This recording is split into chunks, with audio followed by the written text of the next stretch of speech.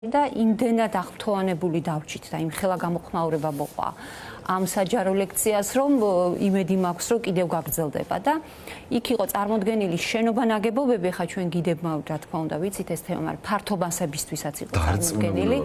თბილისის და ჩვენი ქვეყნის ძალიან ცნობილი შენობები, რომლებიც ააშენეს უშუალოდ ამ შემთხვევაში პოლონელმა არქიტექტორებმა, შენობები, რომელიც ძალიან გვიყვარს, თუმცა შეიძლება არ ვიცოდეთ, რომ ეს შენობები მათი აშენებულია. ეხლა რო დავიწყოთ თემა, ზოგადად აი პოლონელების მოღვაწეობა საქართველოში, ანუ ინტენსიურად მათი ჩამოსვლა იწყება მე-19 საუკუნიდან, მანამდეც იყო, მაგრამ გულისხმობ ინტენსიურად. კი ბატონო, ადრეულადაც იყვნენ და მაშინ მე-19 საუკუნეში რატო დაიწყო, როდესაც საქართველო და პოლონეთიც აი რუსეთის დაქვემდებარებაში აღმოჩნდნენ. ძირითადი მიზეზი მათი ჩამოსვლის შესაძლოა ყოფილიყო მაგალითად პოლიტიკური, სავაჭრო და ეკონომიკურ თემებთან დაკავშირებული სამხედრო ვალდებულება და შეიძლება გაგვიკვირდეს, მაგრამ უკეთესი ცხოვრების ძებნაც კი. მაგრამ ძირითადი ნაწილი, ვინც ჩამოვიდა მაშინ ამ მე-19 საუკუნის მეორე ნახევრისთვის განსაკუთრებით, ესენი იყვნენ ის ადამიანები, რომლებიც იყვნენ პოლონეთის ეროვნულ განმანთავისუფლებელი მოძრაობის, ანუ აჯანყების მონაწილეები. მათი ნაწილი იყო, ესენი იყვნენ ოფიცრობა. ოფიცრები ძირითადად წარმოადგენდნენ პოლონურ არისტოკრატიას და მათ მიმართ დახვრეტა არ გამოიყენეს, ანუ იყვნენ შემწყნარებლები, ასე ვთქვათ და გადაასახლეს, როგორც მაშინ იწერებოდა, თბილ ციმბირში, ანუ კავკასიაში. ანუ დიდი ნაწილი აი ამ პოლონური დასახლებების კომპაქტურად დასახლების სწორედ აი ამ პოლონურ არისტოკრატიას წარმოადგენდა. აი ძალიან საინტერესო კონტინგენტი იყო ჩამოსული, მაგრამ დიდი ნაწილი აი ბოლშევიკური რეჟიმის მერე რეპრესიების დროს პრაქტიკულად ზოგი დაბრუნდა, უმეტესი დიდი ნაწილი მათი დახვრიტეს და ზოგი კიდე წნეხის შედეგად რუსებად და უკრაინელებად ჩაეწერდნენ, ასე ვთქვათ. ეხლა მოდი დავიწყოთ არქიტექტორების ისტორია. აი პირველი არქიტექტორი საერთოდ ჩვენთვის გიდებისთვის და ამ წრეში მოღვაწე ადამიანებს პირველი, ვინც გონებაში მოგვდის, ეს არის ალექსანდრე შიმკევიჩი. ჩვენი ქალაქის არქიტექტორი იყო, წლებს გავიხსენებ 1895-1900 პირველ წლებში. ეს იყო საქალაქო არქიტექტორი და საერთოდ არ არსებობს საფეხმავლო მარშრუტი, ანუ ჩემს 15 თბილისის 15 მარშრუტში, სადაც ამ ადამიანის აშენებული ერთი ნაგებობა არ არსებობდეს და მაინც არ გვიწევდეს ამაზე საუბარი. თვითონ შიმკევიჩს გარდა იმისა, რომ არქიტექტორი იყო და თბილისის იერსახის შექმნაში უდიდესი წვლილი აქვს ამ ადამიანს შეტანილი, ის აგრეთვე ხმოსნადაც ირჩევდნენ, ანუ საქალაქო სათათბიროს წევრი იყო. ძალიან ცნობილ ადამიანებს არ ირჩევდნენ, შიმკევიჩი იყო ხმოსანი და პლუს პარალელურად, ანუ სამხატვრო სასწავლებელში ასწავლიდა, ანუ მაშინ ჯერ კიდევ არ იყო აკადემია. და თბილისშია დაკრძალული სხვათა შორის. 1907 წელს გარდაიცვალა და საფლავი არის თბილისში მისი ლუთერანულ აი მარცხენა სანაპიროზე გერმანელი კოლონისტების ლუთერანულ სასაფლაოში კიდევ საფლავის ქვა, მაგრამ ის ქვა არის ნომინალური. მე კოლაში გამოჩნდება აუცილებლად ეს ქვა. ეხლა დავიწყოთ, მე 5 შენობა ავარჩიე. ძალიან ცნობილი შენობები, რომელიც ალექსანდრე შიმკევიჩის აშენებულია ჩვენს ქალაქში. პირველი, ყველასთვის საყვარელი რუსთაველის გამზირზე, რუსთაველის თეატრის შენობა. ეხლა კი აუ ეხლა რამდენი რამის შემწხვება აღარ მიყვარს ეს რუბრიკა. კი, რუსთაველის თეატრის შენობა არის, აგერ ეკრანზე გამოჩნდა ალექსანდრე შიმკევიჩის საფლავის ქვა, რომელიც არის ნომინალური საფლავია რეალურად მისი საფლავი. ის შენობა არის ამ ადამიანის. ეს შენობა ჩვენი ძალიან საამაყო შენობა, რომელიც ყველას მოსწონს თავისი არქიტექტურული სტილით, არის ალექსანდრე შიმკევიჩის აშენებული. მისი მშენებლობა დაიწყო 1898 წელს და 1900 პირველ წელს აშენდა. ბაროკოს და როკოკოს ელემენტებით არის აშენებული და აშენდა როგორც საარტისტო საზოგადოებისთვის განკუთვნილი შენობა, ყველაზე ძველი და დიდი თეატრი ასევე, მას ყავდა ასევე ეს თემები ყველაზე ძველი ეს არის. შენობებში გვაქვს ბეძველი შენობა, მაგრამ ერთ-ერთი ძველი შენობა არის.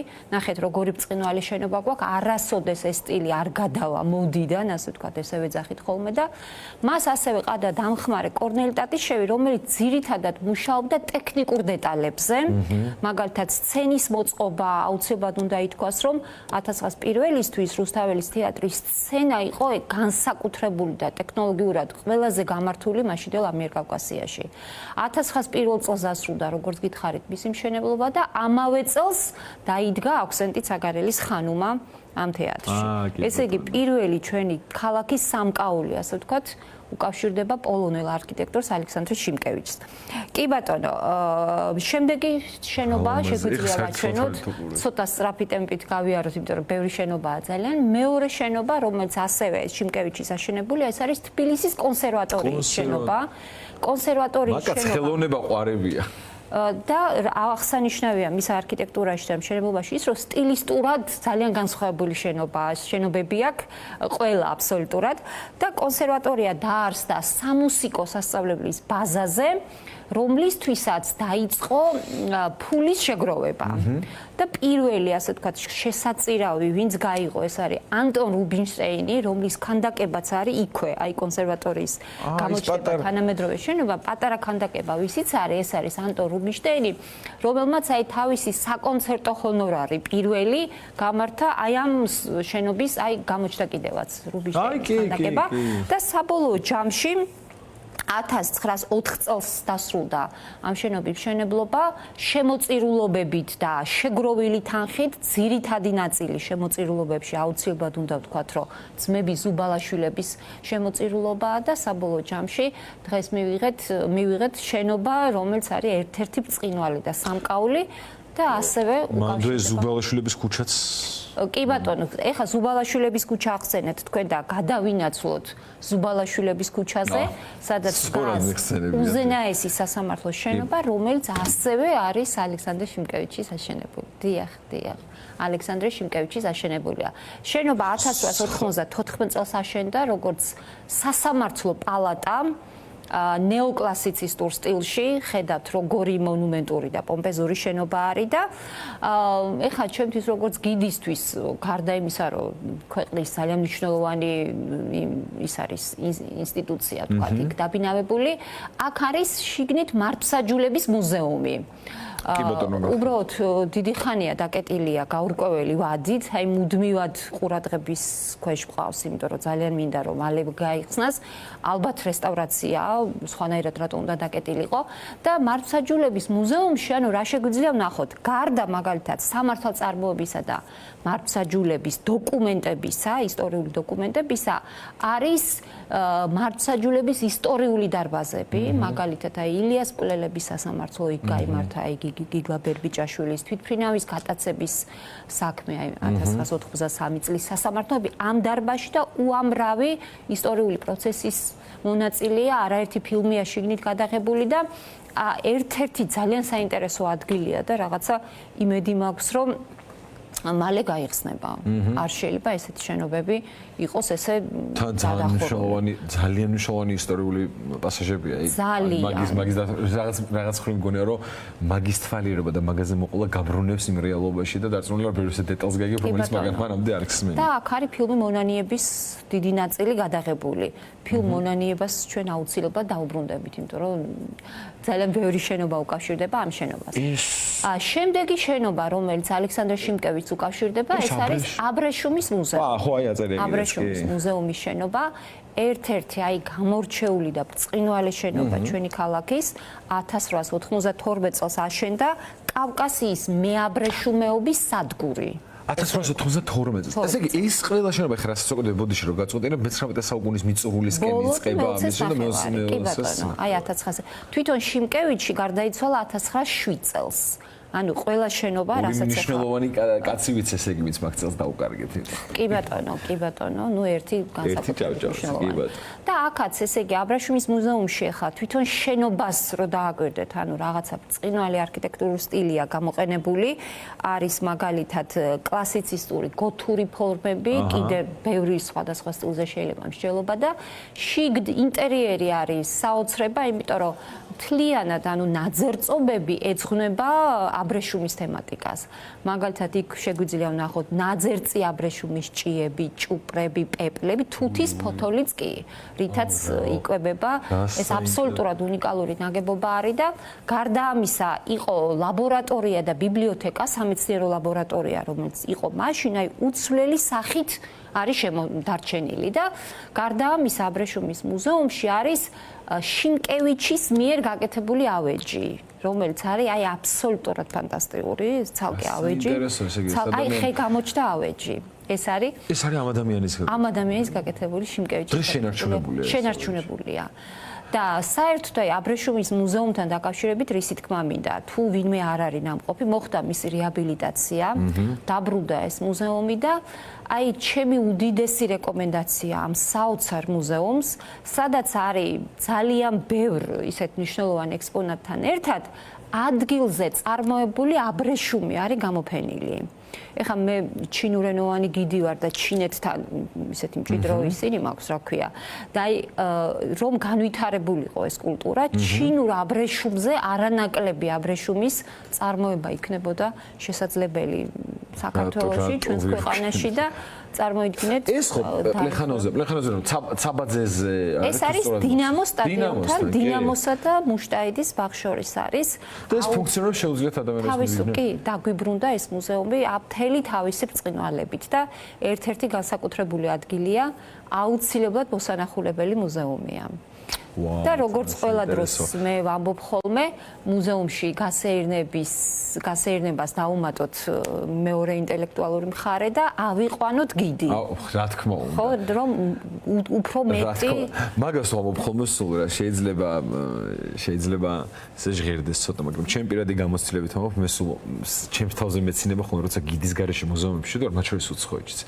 ვამბობ რომ გარკვეულწილად რაღაცაი თითქოს ფუჭად კარგავ თქო დროს, იმიტომ რომ აი მაგალითად ახლა სულ იმას ვიზახი ეთერშიც მithkom, სოლოლაკში რო გაივლი ელზასთან ერთად ეს ორი სხვადასხვა რამე არის.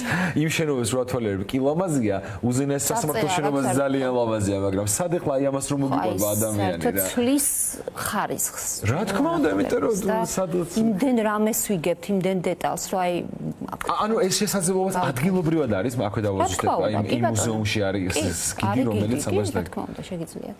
აი ეს რეკომენდაცია. ყველგან არიან გიდები, უბრალოდ ჩვენ რატომაც არ აყავს გიდი და კი ბატონო. შემდეგი შენობა შიმკევიჩის ფუნიკულიორის ქვედასადგური. ეხლა ფუნიკულიორს თვითონ რაც შეეხება ინჟინრულ დეტალებს, ეხლა რელსები და იქ ვაგონები და საკაბელო სისტემა, ეს არის ბელგიური კომპანიის გაკეთებული, მაგრამ არქიტექტურა და დიზაინი თუნდაც ეს ნაგებობა ეკუთვნის ალექსანდრე შიმკევიჩს.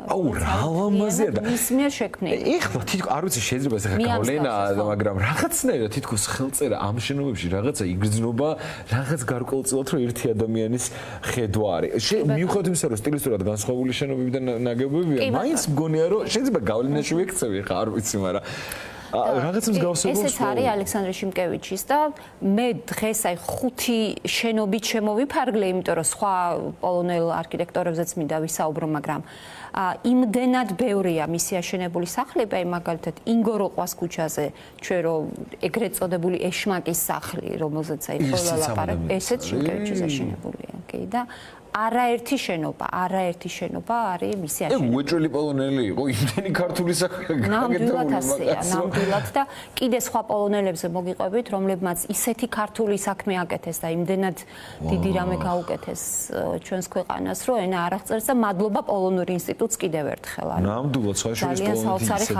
ისედაც პოლონეთის, ისედაც მადლობა იმ მეგობრობისთვის ზოგადად, რაც ქართულ მხარესთან აკავშირებს, ძალიან უყვარს ხალხი და ასეა, კი ბატონო. ეხლა რაც შეეხება მეორე არქიტექტორს, ეს არის ალექსანდრე როგოისკი, რომლის ფოტო არ გვაქვს, ანუ არ იძებნება არც ერთ წყაროში სამწუხაროდ, უბრალოდ დაბადების წელიც არ არის ცნობილი, არის გარდაცვალების წელი 1912 წელს არის გარდაცვლილი.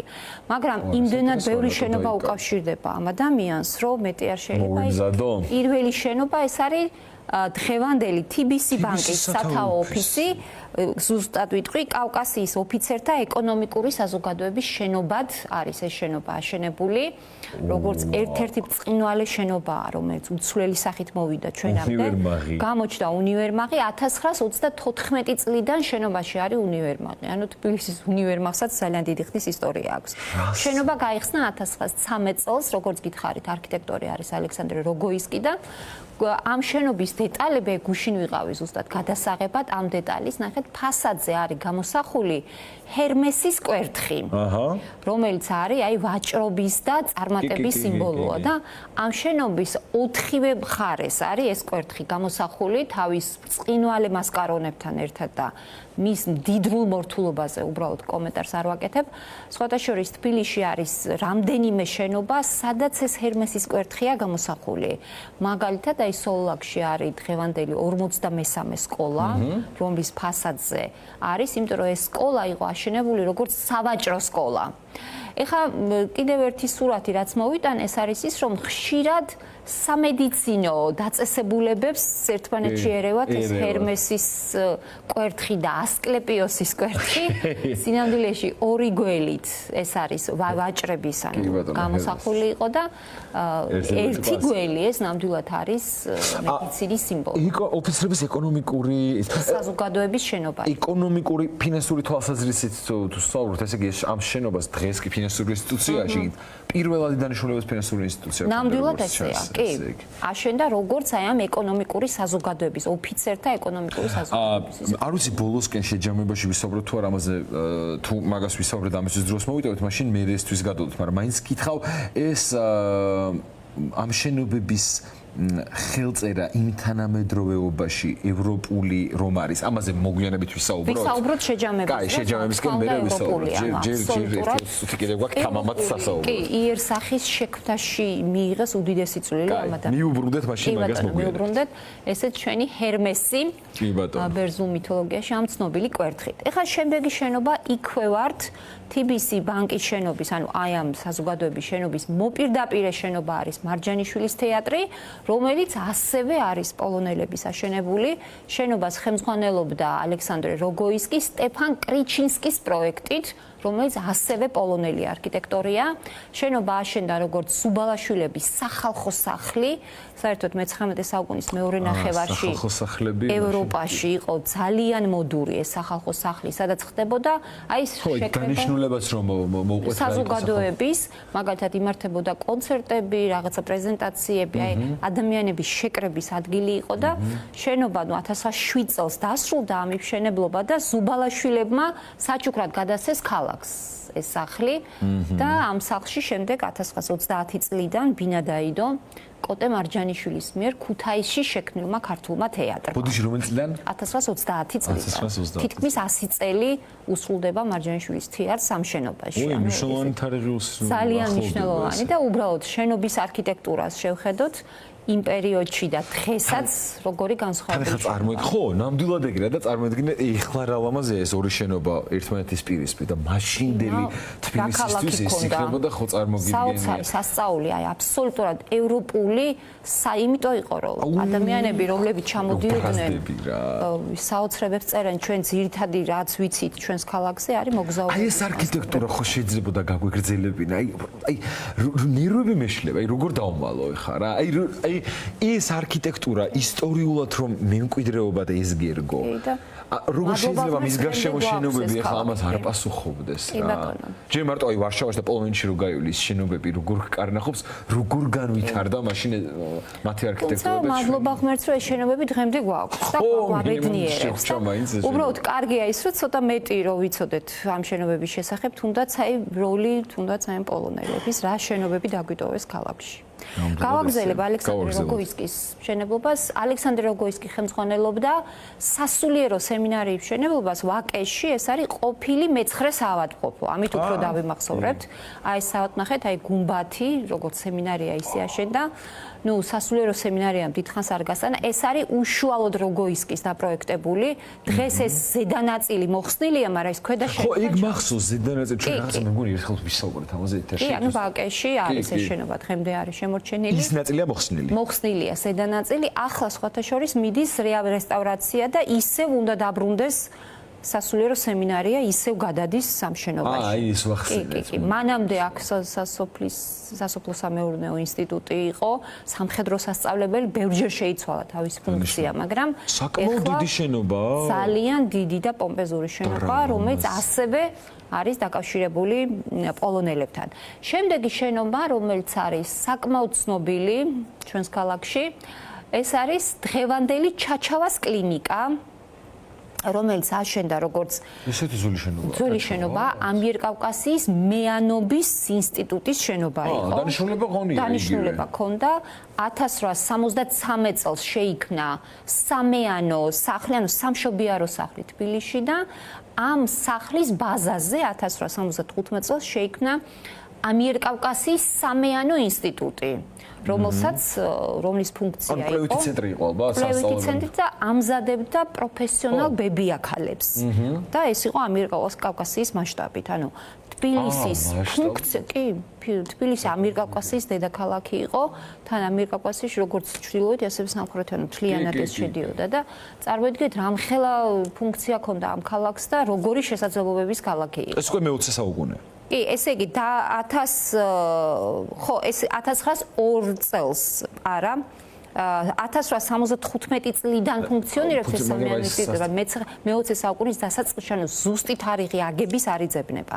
ანუ ეს არის 5-7 წლებში დაახლოებით ამ პერიოდში არის აგებული. ესე იგი მე-20 საუკუნის დასაწყისი ძალიან მნიშვნელოვანი არქიტექტურული თვალსაზრისით ჩვენს დედაქალაქში. ძალიან ბევრი შენობა გვაქვს ამ პერიოდში აშენებული, ანუ მე-19 საუკუნის ბოლო და აი 10-იან წლებამდე აშენებული შენობები. მათ შორის ჩვენი ქაშვეთის ეკლესია არის 1910 წელს აშენებული, დღეს რაც გვაქვს. 1991 წლიდან ამ შენობას ეს შენობა უკვე ატარებს ჩაჩავას სახელს. კი ბატონო. ეხლა ერთი შენობის ჩვენება როგოისკის მე კიდე მეუბრუნდები, მაგრამ ძალიან ჩვენი ტურისტებისთვისაც, ჩვენთვისაც განსაკუთრებით ძალიან საინტერესო შენობა ბათუმში, მინდა გაჩვენოთ, ეს არის ბათუმის საკათედრო ტაძარი ყოფილი კათოლიკური ეკლესია. ეს ძალიან პომპეზური გამოჩნდა კიდევაც. ძალიან ლამაზი. საოცრება შენობა არის, ეს არის გოთურ და რომანულ სტილში არის ერთად აშენებული. და ბრწყინვალე ნაგებობა თავისი როგორც არქიტექტურული და შიგნით კათოლიკური ხასიათი როგორ აქვს ძალიან კათოლიკური ხასიათი აქვს იდეაში თავისი არქიტექტურით კი ბატონო და ეს იყო ძმებს უბალაშვილებს უკავშირდება ეს შენობაც ანუ ისინი იყვნენ მთავარი დამკვეთები და დამფინანსებლები დედას მიუძღვნეს ესე ამბობენ და სხვათა შორის ეს არის პირველი საეკლესიო ნაგებობა სადაც იყო რკინაბეტონი გამოყენებული აი ამ ნაგებობის აშენების დროს. და საბჭოთა პერიოდში აქ იყო განთავსებული მაღალი ძაბვის ლაბორატორია. და იმ პერიოდში, როცა მაღალი ძაბვის ლაბორატორია იყო, ეკლესიაში არის გადაღებული ფილმი მონანიება. ჩვენ შეგვიძლია ჩავრთოთ პატარა ფრაგმენტი, სადაც გვაქვს შესაძლებლობა აი შიდა ნაწილი გავიხსენოთ.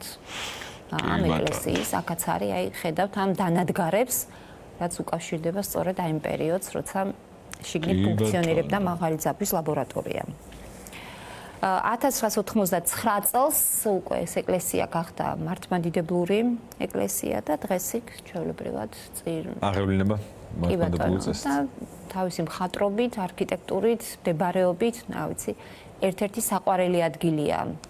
ტურისტებისთვისაც, ჩვენთვისაც და ესეც არის დაკავშირებული მოკლედ პოლონელებთან, კონკრეტულად ალექსანდრე როგოისკის. ეს ხო დოკუმენტური მასალაა. კი ბატონო.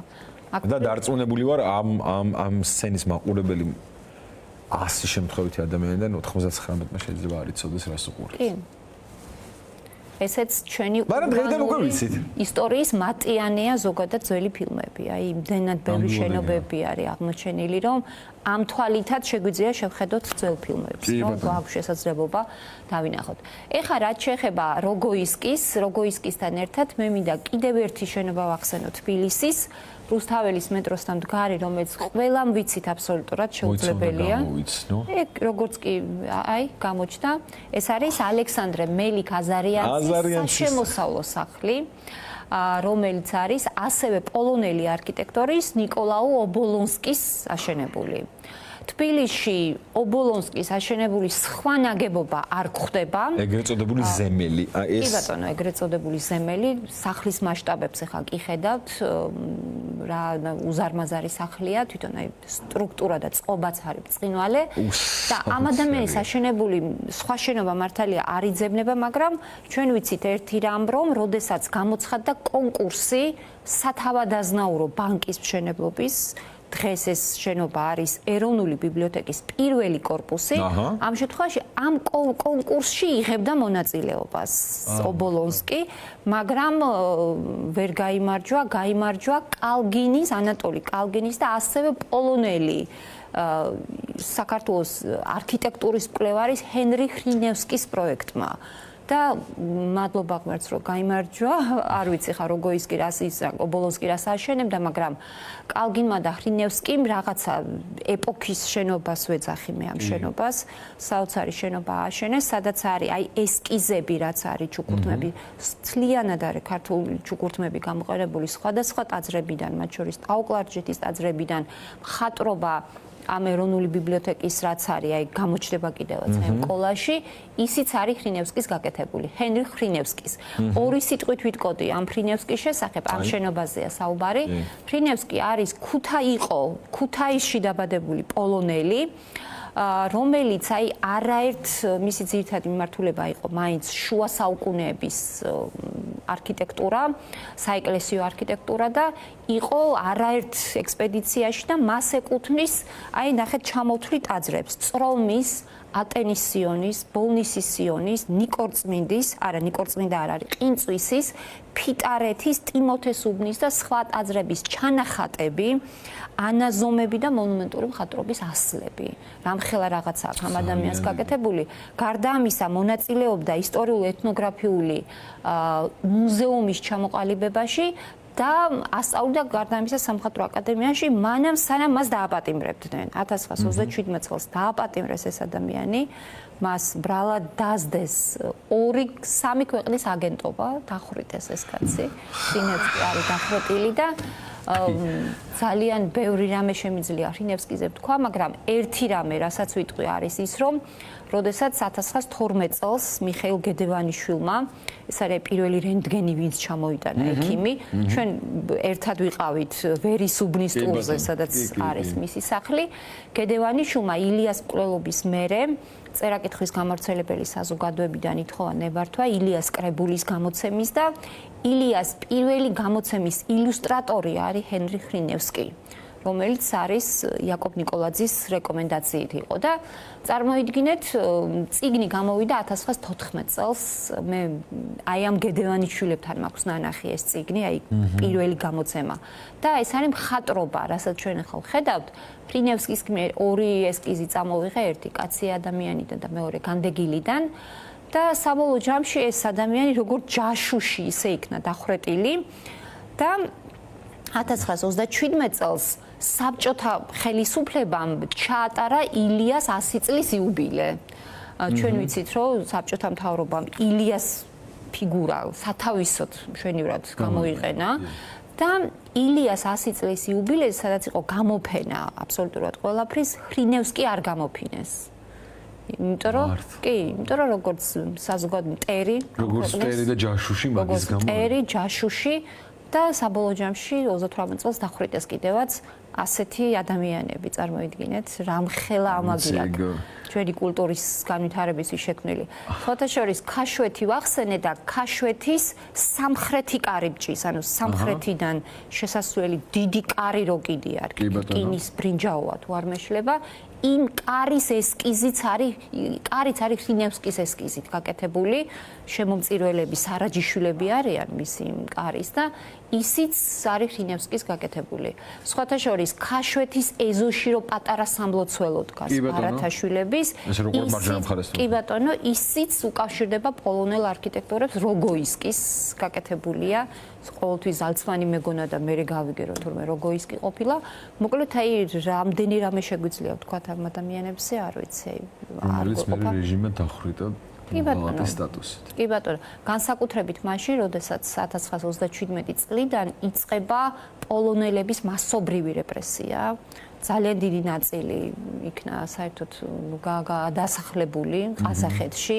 გახსოვთ, ხა გერმანელი კოლონისტებიც რო იყვნენ. ნუ გერმანელი კოლონისტები როგორც კი